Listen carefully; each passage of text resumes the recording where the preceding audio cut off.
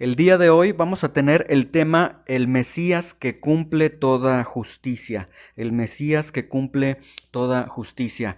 En la enseñanza anterior nosotros habíamos analizado el evento que se suscita con el Señor Jesucristo en el templo cuando van en aquella fiesta en Jerusalén y Jesús aparentemente se les extravía a sus padres, lo buscan, después regresan y lo encuentran en el templo hablando con los doctores de la ley y demás. Y este suceso le ocurre a los 12 años de edad del Señor Jesucristo. Y veíamos en la enseñanza anterior que aquí nosotros podíamos ver que Jesús sabía quién era, que a los 12 años Jesús ya sabía quién era y la misión que tenía en esta tierra. También vimos nosotros en la enseñanza anterior los efectos no éticos del pecado sobre la mente, y veíamos también que Jesucristo en su edad de 12 años, en su composición netamente natural, en su naturaleza natural, él tenía una mente más brillante que los mismos doctores de la ley. El día de hoy vamos a tratar otro evento. Y este evento es muy particular porque es el evento con el que Jesús inicia su vida pública. Habíamos nosotros comentado que en estos años que no están registrados y que son conocidos como los años perdidos de Jesús, y decíamos que en estos años muchas personas hablan tantas situaciones, enseñan tantas cosas que la Biblia no ampara, pero nosotros veíamos que la Biblia lo que enseña es acerca de esta visita en el templo, acerca de que Jesús crecía en gracia, en estatura delante de Dios, de los hombres y demás. Y ahora, en este evento que nosotros vamos a ver el primer evento público, que de hecho es el inicio de la vida del ministerio público del Señor Jesucristo. Y a partir de aquí se van a tener entonces los registros en los evangelios de lo que el Señor realiza. Muy bien, vamos a orar en este momento, vamos a pedir al Señor que nos pueda ayudar, que nos dirija en estos próximos minutos. Señor, te damos muchas gracias por la oportunidad que nos has dado de estar reunidos, por la oportunidad de exaltar tu nombre, por la oportunidad de glorificar tu nombre, Señor, a través de los cantos de alabanza, Señor, de adoración. Y hoy queremos disponer nuestro corazón, nuestro entendimiento a tu voluntad, a tu palabra. Te pedimos que reveles tu palabra, Señor, a nuestros corazones, que abras nuestro entendimiento, que obres en nuestro entendimiento, Señor. Como hemos estudiado, en el hombre hay efectos del pecado sobre la mente, pero en tu gracia, Señor, ayúdanos y danos luz en tu gracia, Señor, sobre nuestras vidas. En el nombre de Jesús te lo pedimos. Amén. Muy bien, vamos entonces ahora sí, vamos a ir preparando sus Biblias, vamos a leer varios versículos en esta ocasión para estar fundamentando lo que tenemos en la Biblia. Pero antes de esto, como les decía, vamos a analizar hoy el primer evento o el evento con el que inicia la vida pública de Jesús, pero aquí es necesario nosotros entender un pequeño antecedente. Entre el Antiguo Testamento y el Nuevo Testamento, el libro de Malaquías y el Nuevo Testamento, en ese espacio transcurren 400 años. A partir cuando se cierra el Antiguo Testamento, 430 años que son conocidos como años de silencio. En estos años de silencio no hubo profeta en toda la nación de Israel, no hubo profeta entre los judíos, no hubo revelación de Dios. Entonces, imaginen por un momento 400 años sin los que el pueblo de Dios escuchaba alguna palabra de Dios, no había dirección de Dios. Entonces podemos entender que aquí había una sequía espiritual tremenda, las personas estaban haciendo lo que querían, no había dirección de Dios, no había ninguna persona a la que Dios diera algún mensaje, porque el pueblo había estado en serios pecados, había dado las espaldas a Dios, y Dios permite estos 430 años de silencio. Después de estos 430 años de silencio, abran su Biblia, en Mateo capítulo 3, versículo 4, ocurre algo que realmente es muy extraño, y gustan ahí compartirse la escritura. Mateo capítulo 3, versículo 4, después de estos 430 años, por fin aparece algo, pero realmente aparece algo pues muy extraño a los ojos del pueblo. Mateo capítulo 3, versículo 4, ¿sí? Cuando lo tengan me hacen saber que ya lo tienen para esperar y darle lectura a este versículo todos juntos.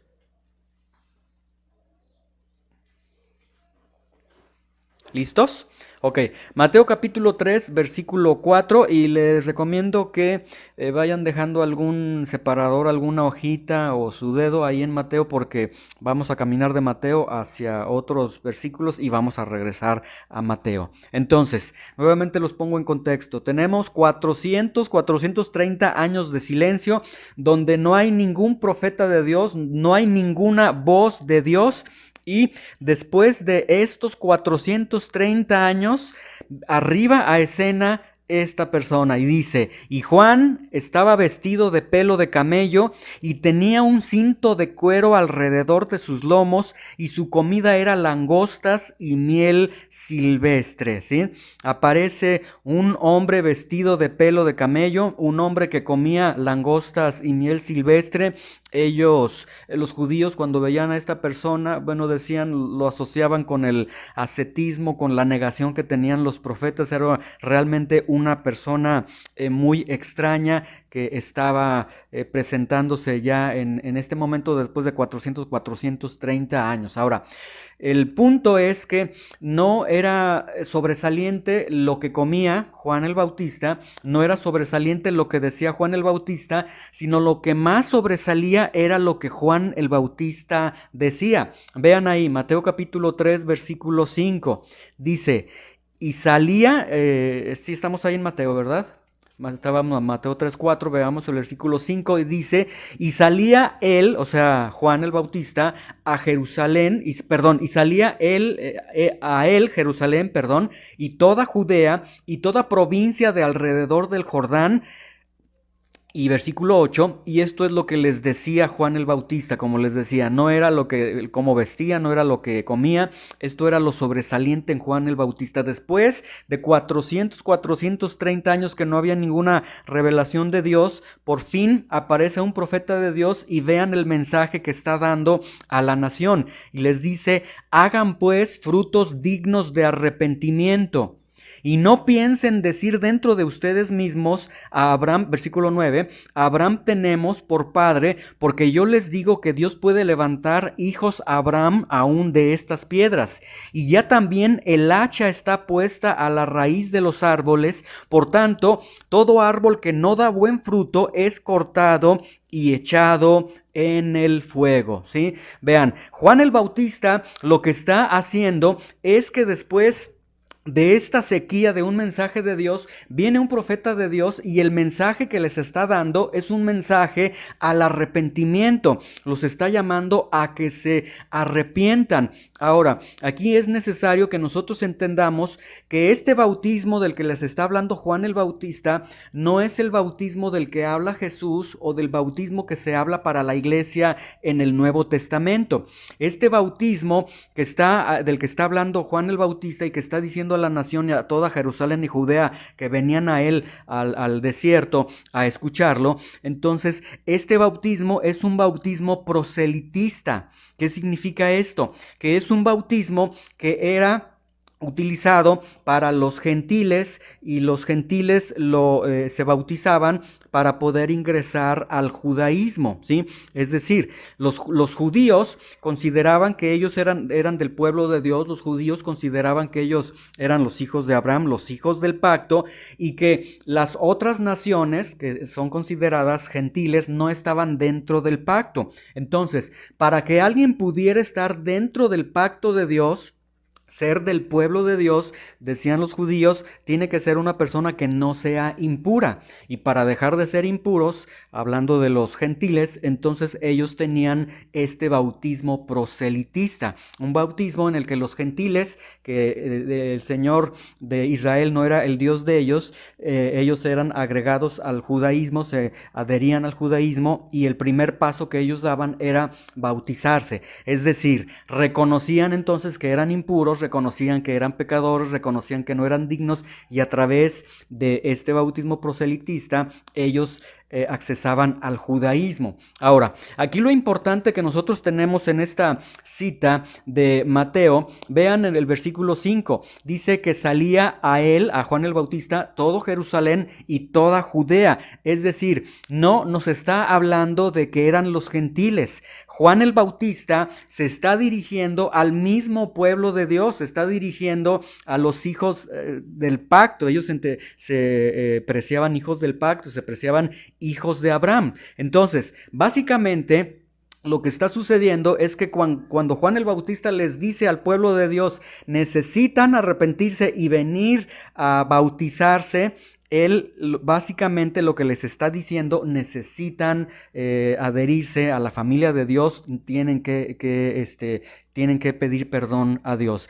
Es decir, los judíos bien le podían haber dicho a Juan el Bautista, ¿acaso yo no soy un hijo de Abraham? ¿O acaso estás diciendo que yo soy un impuro? Y realmente eso era lo que les estaba diciendo. Entonces, este mensaje que está dando Juan el Bautista está ofendiendo a los judíos, está ofendiendo a Jerusalén, porque ellos ya se creían parte del pacto, ellos sentían que estaban dentro del pacto de Dios y que no necesitaban ningún arrepentimiento. Pero veamos, después de 430 años que no hay palabra de Dios, Dios habla a su nación y el primer mensaje a su pueblo, y el primer mensaje que Dios le está dando es: necesitan arrepentirse, lo cual es muy ofensivo, fue muy ofensivo para ellos. Ahora, no pierdan ahí Mateo, pongan algún separador y vamos rápidamente al Antiguo Testamento, al profeta Isaías, ¿sí? Ahora, ¿quién es este hombre entonces? ¿Quién es este profeta Juan el Bautista que se atreve a ofendernos a nosotros los judíos, a nosotros los que somos hijos de Abraham, a nosotros que estamos en el pacto de Dios? ¿Quién es este que se está atreviendo a ofendernos y decirnos: arrepiéntanse y vengan y bautícense? ¿Quién es? Bueno, vamos a ver, Isaías capítulo 40, el profeta Isaías, que estamos hablando de 700 años aproximadamente antes del arribo de Jesús a esta tierra. Isaías capítulo 40, versículo 3 al 5. ¿Listos? ¿Ya lo tenemos todos? Isaías capítulo 40, versículo 3 al versículo 5. ¿Listos todos? Muy bien. ¿Quién es entonces este personaje? ¿Quién es Juan el Bautista que se atreve a hablar de esta forma? Bueno, Juan el Bautista, veamos, se había profetizado acerca de él. Dice el versículo 3, voz que clama en el desierto, preparen camino al Señor, enderecen calzada en la soledad a nuestro Dios, todo valle sea alzado y bájese todo monte y collado, y lo torcido enderécese y lo áspero se allane, y se manifestará la gloria del Señor, y toda carne juntamente la verá, porque la boca del Señor ha hablado. ¿Quién es entonces Juan el Bautista? Juan el Bautista es precisamente ese pregonero, ese preparador de camino que Dios había anunciado desde antes, ¿sí? Se tenía esta costumbre en el Imperio Romano que cuando el emperador iba a hacer una visita, enviaban a unos comisionados para ir alisando el terreno, para ir preparando el terreno, y esto es básicamente lo que está haciendo Juan el Bautista. Juan el Bautista entonces viene a ser un vocero de Dios, que antes de que llegue el Hijo de Dios a esta tierra, antes de que inicie el ministerio del Hijo de Dios en esta tierra, el Mesías prometido, Juan el Bautista estaría siendo un vocero que estaría anunciando y diciendo: señores, ya viene el Señor, ya se va a cumplir la profecía del Mesías, la profecía de Dios ya viene el Hijo de Dios, prepárense. Y el mensaje que está dando Juan el Bautista es precisamente: arrepiéntanse porque ya viene el Hijo de Dios. Regresemos a Mateo nuevamente, espero que sí hayan puesto algún separador ahí en Mateo. Entonces, Juan el Bautista es ese vocero, un vocero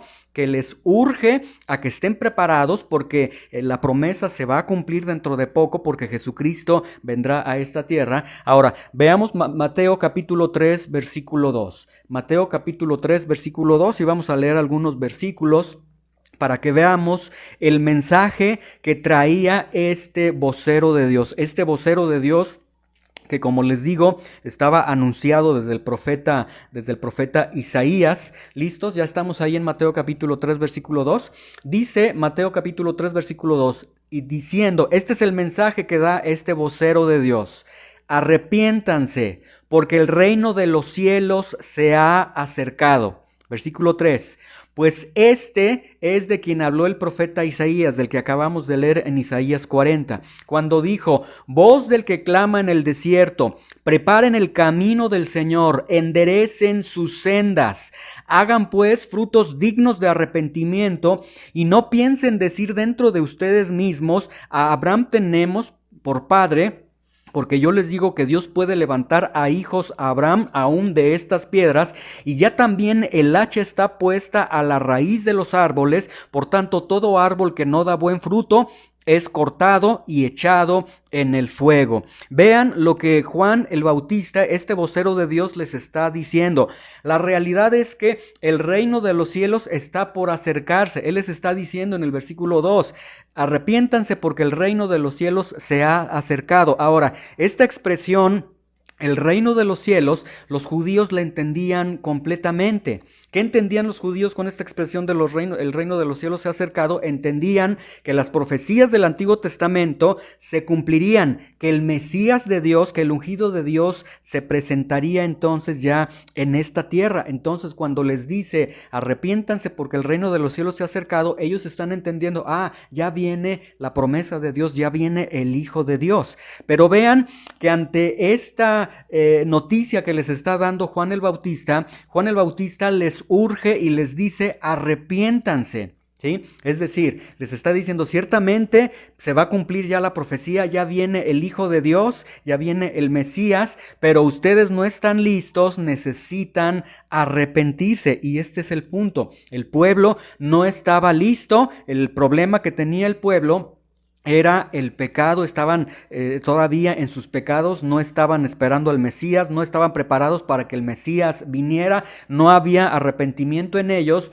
Sin embargo, había mucha soberbia, mucho orgullo, una falsa seguridad, porque ellos sentían que eran hijos de Abraham, que eran hijos del pacto y que no necesitaban arrepentirse de nada. Pero la profecía, la promesa de Dios estaba por cumplirse y ellos no estaban preparados. Ahora, vean Mateo capítulo 3, el versículo 12, que tiene algo muy grave y muy importante que nosotros no debemos dejar de pasar por alto en este mensaje que Juan el Bautista está dando a la nación. Dice Mateo capítulo 3, versículo 12: viene entonces ya el Señor Jesús.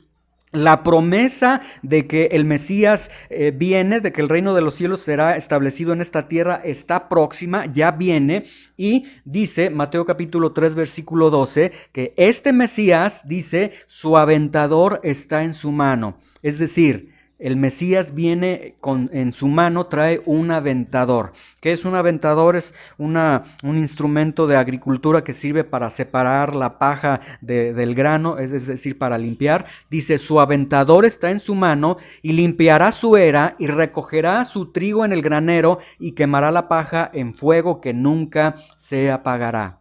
Y entonces tenemos aquí algo muy crucial: que Jesucristo, cuando vendría a esta tierra, que cuando Jesús iniciara su ministerio público, Él haría una separación, porque Él viene con un aventador, ¿sí? Y esta verdad continúa hasta nuestros días. Esta verdad no nada más queda como una verdad histórica de decir: esto sucedió cuando el profeta les dio la noticia de que venía el Señor Jesucristo y que no estaban preparados por sus pecados y que venía con su aventador en su mano. No, esta misma noticia la tenemos en nuestros días. Jesús viene a esta tierra y al mundo no le interesa que venga. Es más, al mundo le ofende que venga Jesús, porque si viene Jesús es una ofensa para el mundo.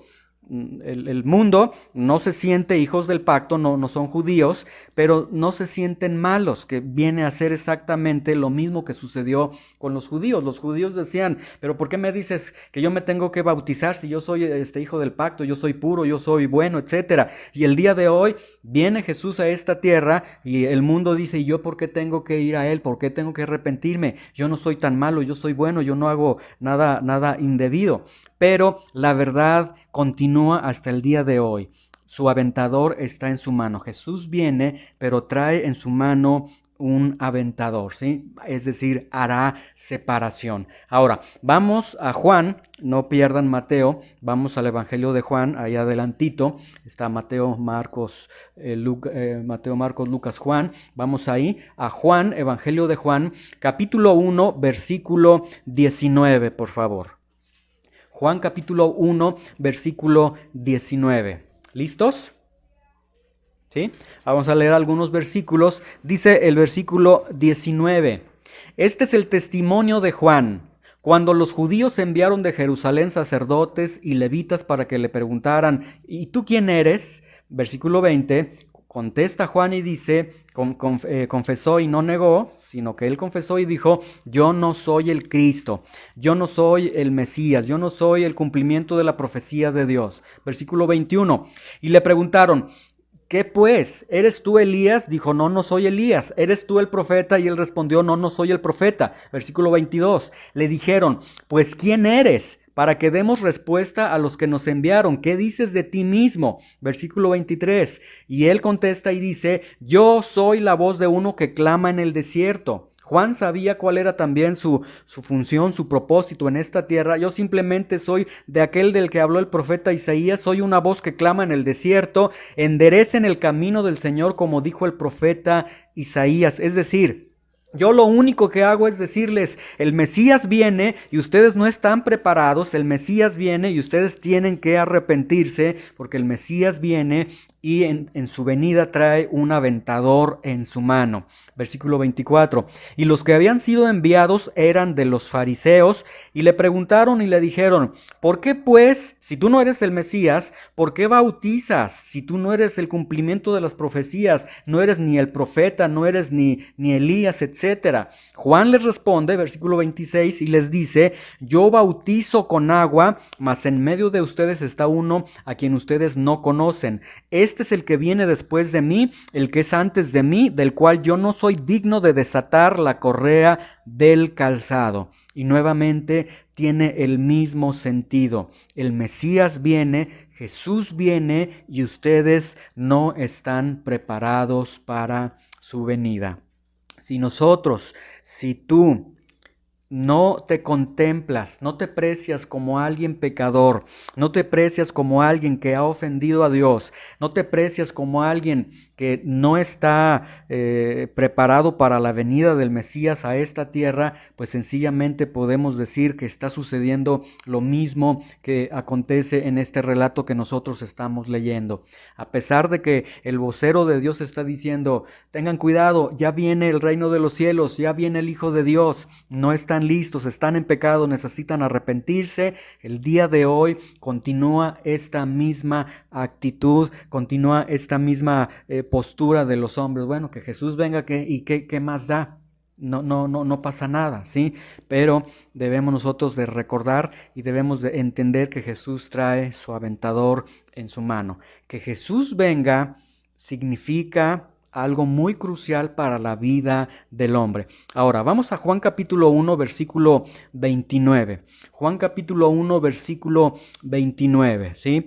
Yo les dije hace unos momentos, si tú no contemplas tu pecado, si tú no te precias como un pecador delante de Dios, entonces igual que el pueblo judío, no estás preparado para la venida del Mesías. Si te mantienes en una postura de indiferencia, en una postura de incluso rebeldía, de no me importa y demás, bueno, puedes guardar esas posturas, puedes guardar esas ideas, pero estás en serios problemas, estás en graves problemas, porque Jesús hará una separación crucial entre los que son suyos, los que no son suyos. Ahora, Juan 1:29 dice lo siguiente, dice, ya lo tenemos, ¿verdad? El siguiente día vio Juan a Jesús que venía a él y dijo, véanlo, ahí está el Cordero de Dios que quita el pecado del mundo, ¿sí? Ahora, la venida del Mesías, decía Juan el Bautista, está muy ligada, este vocero de Dios nos hace ver que la venida del Mesías está muy ligada al pecado del hombre.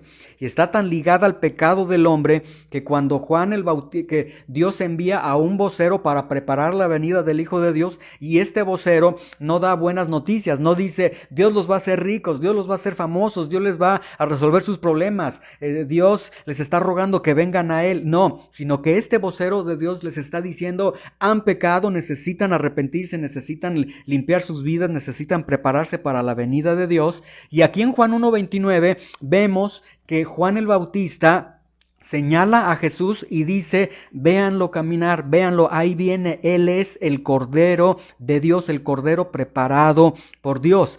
Y ellos entendían plenamente a qué se estaba refiriendo. Cuando ellos voltean y ven a Jesús caminar y Juan el Bautista les acaba de decir que es el Cordero preparado por Dios, ellos entendían todo el sistema sacrificial del Antiguo Testamento. Ellos entendían completamente que a través del sacrificio de los corderos inocentes Dios había dado las indicaciones para la remisión de pecados, etcétera, para borrar, para perdonar los pecados, pero todo era un simbolismo que estaba refiriendo a la consumación, ahora sí, en el Cordero de Dios. Entonces, cuando ellos ven a Jesús, el Cordero de Dios, entonces ellos están entendiendo, Jesús viene por causa de mi pecado y Él es el Cordero perfecto que va a pagar las culpas, nuestras culpas delante de Dios. Vean el versículo, ahora vamos a Mateo capítulo 3, versículo 13, regresemos unos libros atrás,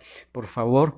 Mateo capítulo 3, versículo 13, y bueno, nos vamos a estar moviendo así en algunos versículos, seamos pacientes. Mateo capítulo 3, versículo 13. ¿Listos? Dice, entonces Jesús vino de Galilea a Juan al Jordán para ser bautizado por él. Vean, el Cordero de Dios, el Cordero preparado por Dios, viene hasta Juan al Jordán para ser bautizado por Juan el Bautista. Ahora, con este bautismo Jesús iniciaría su ministerio público.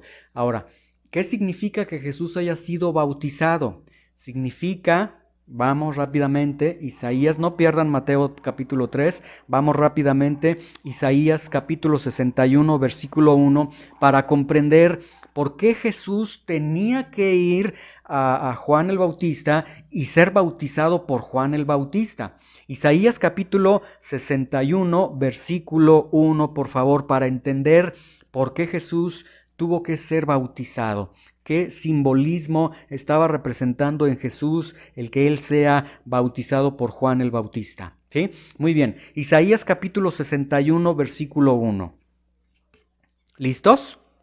Muy bien, dice, el Espíritu del Señor está sobre mí nuevamente. Tenemos una profecía por este profeta Isaías 700 años antes de Cristo, y Dios está diciendo, el Espíritu del Señor está sobre mí porque me ungió el Señor, me ha enviado a predicar buenas nuevas a los abatidos, a vendar a los quebrantados de corazón, a publicar libertad a los cautivos y a los presos apertura de la cárcel. Entonces, Jesús tenía que ser bautizado ¿Por qué? Porque a través de ese bautizo que iba a recibir por Juan, Jesús sería entonces ungido. Y dice Isaías 61:1 que cuando él fuese ungido, a partir de ahí entonces sería enviado a predicar las buenas noticias de Dios a los abatidos por el pecado, a vendar a los quebrantados de corazón por el pecado, a publicar libertad a los cautivos por el pecado y a los presos la apertura de la cárcel. Entonces, por eso tenía que Jesús ser bautizado. Ahora, vamos a regresar nuevamente a Mateo capítulo 3. Versículo 14, para regresar con esta narración que nosotros teníamos hace unos momentos y ya entonces estamos entendiendo. Dice el versículo 13, nuevamente les leo Mateo 3:13, dice: entonces Jesús vino de Galilea a Juan, al Jordán, para ser bautizado por él. Vemos que Jesús sabía que tenía que ser bautizado y ya entendemos, bueno, de acuerdo a Isaías 61:1, Jesús tenía que ser bautizado porque sería ungido por Dios para iniciar su ministerio, de acuerdo a la profecía de Isaías 61:1. Ahora, vean lo que sucede en Mateo capítulo 3, versículo 14. Mas Juan se le oponía diciendo: yo necesito ser bautizado por ti, ¿y tú vienes a mí? Vemos que aquí hay una oposición por parte de Juan el Bautista. Ahora, es realmente fuera del lugar que Juan el Bautista le esté diciendo a Jesús: no te puedo bautizar, porque al decirle Jesús no te puedo bautizar, básicamente lo que Juan le está diciendo a Jesús, es que el Cordero de Dios tiene que ser sin mancha, y si yo te bautizo, pues este bautismo que yo estoy haciendo es un bautismo para arrepentimiento, para que los gentiles se arrepientan, para que se adhieran al pacto de Dios. Entonces este no es un bautismo para pecadores. No puedo bautizarte, Jesús, porque si te bautizo sería entonces un escándalo para ti. Tú vienes como el Cordero de Dios sin mancha, perfecto, no te puedo bautizar, Jesús. Juan el Bautista se opone a que Jesús sea bautizado, pero ya vimos, de acuerdo a Isaías 61:1, que Jesús tiene que ser bautizado, porque a través de este bautizo Jesús entonces es ungido para iniciar su ministerio. Ahora veamos el versículo 15. Mateo 3:15. Pero Jesús le respondió, vean la respuesta de Jesús. Juan el Bautista se opone y Jesús le dice: deja ahora, porque así conviene que cumplamos toda justicia. Entonces le dejó. Juan le dice entonces: se tiene que cumplir toda justicia, así conviene que cumplamos toda justicia. Ahora, esta expresión toda justicia, Juan el Bautista y todos los judíos la entienden perfectamente. En la cultura de los judíos, ¿qué significa la toda justicia? El cumplir toda justicia significa sencillamente obedecer toda la ley de Dios. O sea, lo que Jesús básicamente está diciendo es: así conviene que obedezcamos toda la ley de Dios. Ahora, Jesús no tenía la necesidad de obedecer toda la ley de Dios porque Jesús era Dios. Pero aquí lo que está sucediendo cuando Jesús da esta declaración, Él está diciendo: tengo que guardar toda la ley de Dios a favor del pueblo que Él va a redimir. Entonces Jesús se somete a toda la ley de Dios a favor de aquellos que Él va a salvar. Y aquí mucha atención entonces con lo siguiente: la obra de la redención no se limita solamente a la cruz. No se limita a que Jesús murió solamente en la cruz. Si Jesús hubiera muerto solamente en la cruz, hubiera otorgado el perdón de nuestros pecados, habría quitado nuestra culpa y Jesús habría logrado que nosotros fuésemos inocentes delante de Dios. Si solamente Jesús hubiera muerto en la cruz, pero nunca nosotros estaríamos en una condición de justos delante de Dios. ¿Sí?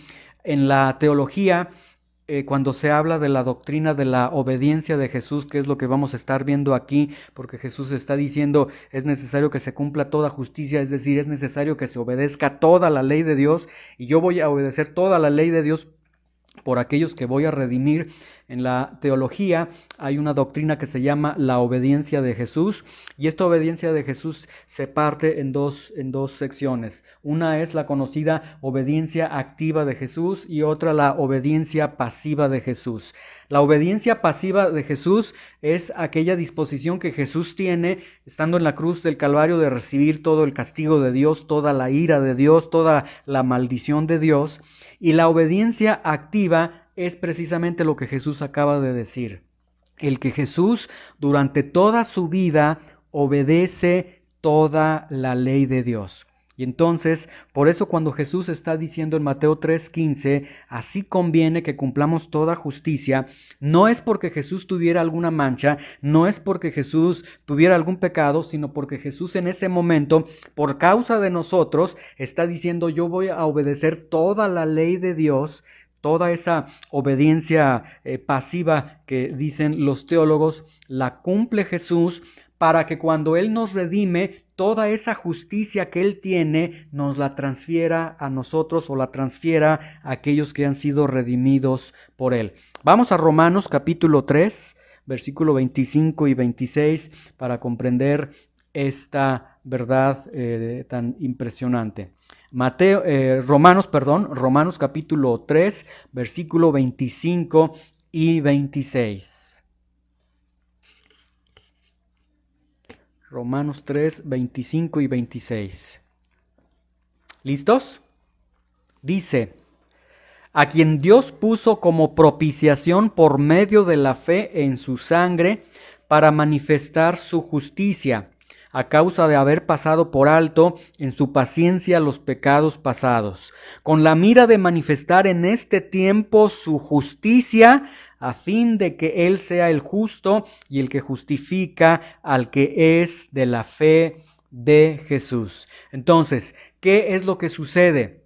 Lo que sucede es que cuando Jesús entonces es bautizado, es ungido a través de este bautismo en agua por Juan el Bautista, es ungido por Dios para iniciar su ministerio público, Jesús cumple toda justicia de Dios. Y a partir de ese momento Jesús entonces cumple toda la ley de Dios para que cuando Él vaya a la cruz, no tan solamente Dios perdone nuestros pecados, sino que a través, como dice este versículo 25, cuando Dios lo pone como propiciación, y propiciación es que se pone como el sacrificio, recibe toda la ira de Dios, de la descarga de la ira de Dios por nuestros pecados en la persona de Jesús, y toda la justicia de Jesús, es decir, toda la justicia de Jesús te es transferida a ti, y todos tus pecados son transferidos a Jesús, y entonces a eso es a lo que el Señor Jesucristo logra a través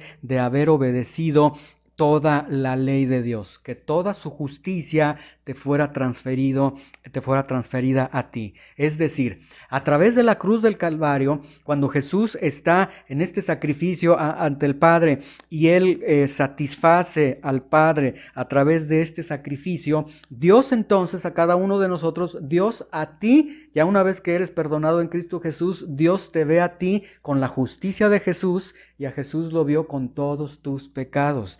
Y fue un divino intercambio a favor de nosotros. Pero esto se logró porque Jesús dijo, es necesario que cumplamos toda justicia. Vamos a Mateo capítulo 3, versículo 13, nuevamente, para dar lectura a esta narración tan hermosa que tenemos y en este suceso inicial en la vida pública, en el ministerio público de Jesús. Mateo capítulo 3, versículo 13. ¿Listos? Dice, entonces Jesús vino de Galilea a Juan al Jordán para ser bautizado por él. Jesús sabía, yo tengo que ser bautizado, se tiene que cumplir la profecía, tengo que ser ungido por Dios, voy a iniciar este ministerio público, voy a iniciar el camino de la redención para el pecador. Entonces Jesús tenía que ser bautizado, mas Juan se le oponía diciendo, yo necesito ser bautizado por ti y tú vienes a mí. Le da sus argumentos, se justifica, etcétera, pero Jesús sabía que tenía que ser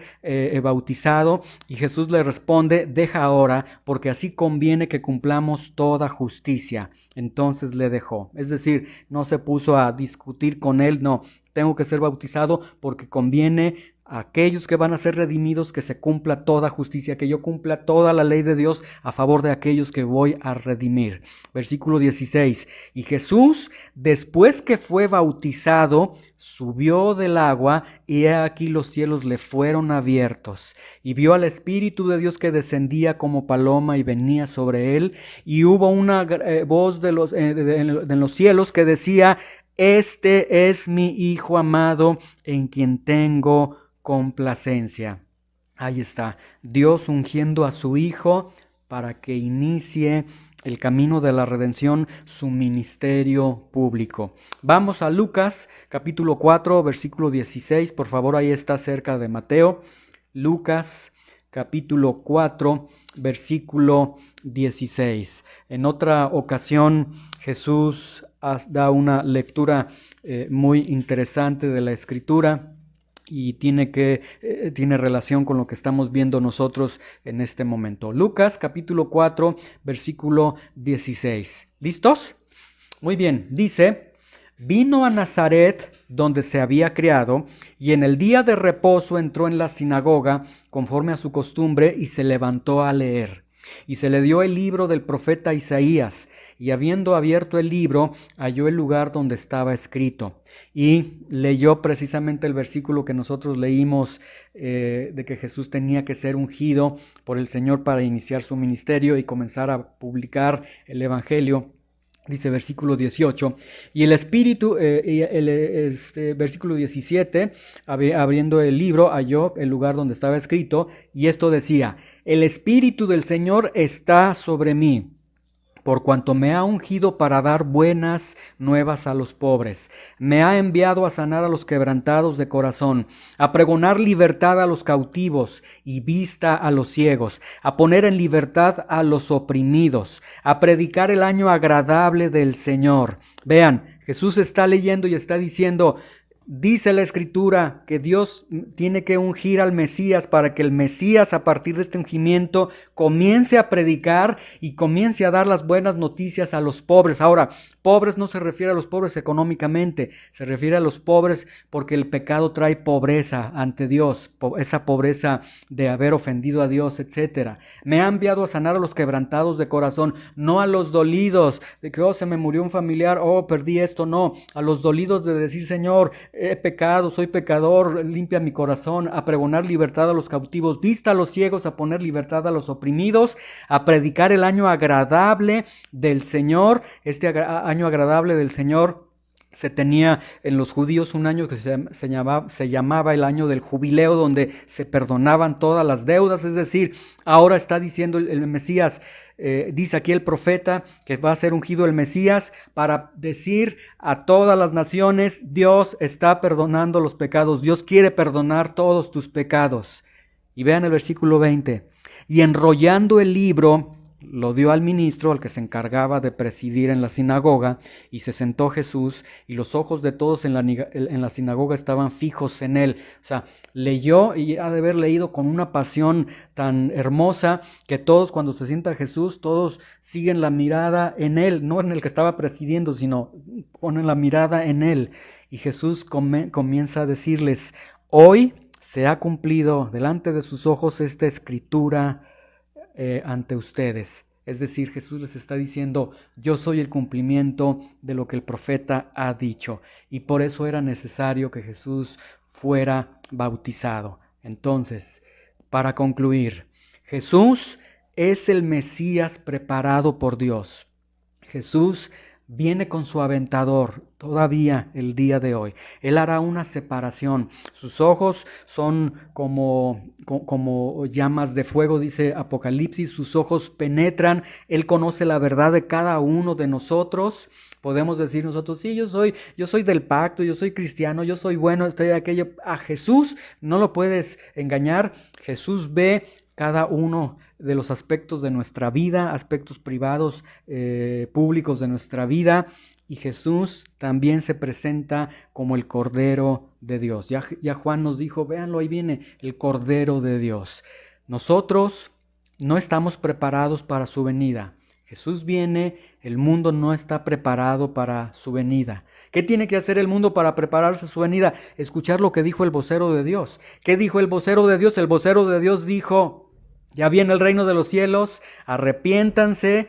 Él vino a preparar camino al Señor y es la misma indicación que tenemos el día de hoy. ¿Cómo me puedo preparar para la venida de Jesús? Arrepintiéndote, reconociendo tus pecados, reconociendo que has fallado delante de Dios, y acude a Él, quien, a pesar de que tiene un aventador en su mano, es el Cordero de Dios. Y este Cordero de Dios, como vimos, lee la Escritura y dice: esta Escritura de Isaías se ha cumplido delante de ustedes. Él es el cumplimiento y Él viene a predicar el buen año del Señor, la buena voluntad del Señor. Entonces, el Cordero de Dios te llama al arrepentimiento, nos llama al arrepentimiento, y solo Él y solo en Él, Él es el Mesías que cumplió toda justicia de Dios a tu favor. Vamos a orar y vamos a darle gracias a Dios. Señor, te damos muchas gracias en esta mañana por esta palabra que nos permite, Señor, transitar a través de tus letras, Señor, de tu libro. Gracias. Y Señor, ayúdanos a entender esta gran realidad. Jesús viene, y ayúdanos a entender y a escuchar al vocero de Dios que está diciendo: Jesús viene y ustedes no están preparados, Jesús viene, necesitan arrepentirse. Y Señor, yo te ruego que produzcas esta urgencia aquí entre mis hermanos, entre las personas que estamos aquí reunidas, Señor, que pongas esta urgencia en cada uno de nosotros de decir: Jesús viene y yo no estoy preparado. Y yo estoy sustentado en ideas de que yo soy del pacto, de que yo no necesito arrepentirme, de que yo soy bueno. No, Jesús viene y no estoy preparado y yo he pecado.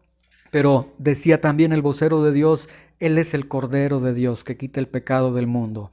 Hoy venimos ante ti, Señor Jesucristo, en arrepentimiento, reconociendo nuestras maldades, reconociendo nuestros pecados y abrazándote a ti, reconociéndote como el cumplimiento de Dios, como el Mesías de la promesa, como el Cordero de Dios.